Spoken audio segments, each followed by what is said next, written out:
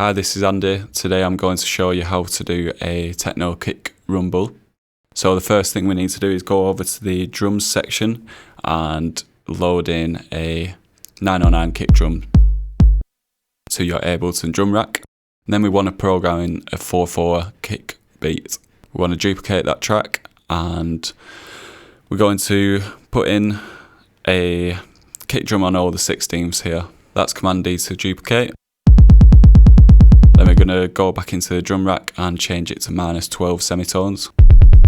That gives us a more subby kind of sound. Next we want to duplicate that kick drum and change the pitch on that to +6 semitones. Head back into our MIDI section and then put it on the groove however you want it.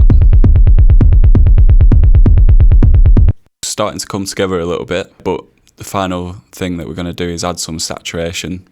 That's going to even things out a little bit. Combine it with the kick.